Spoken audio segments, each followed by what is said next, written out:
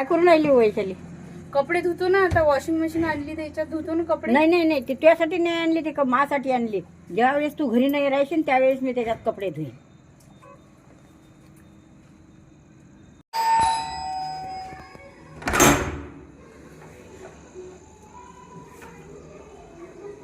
काय करून राहिली?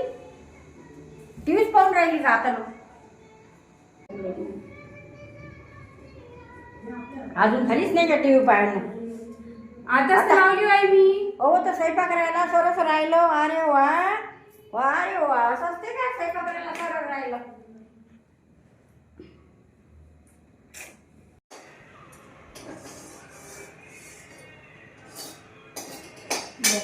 साडी घालायची काही गरज आहे काय?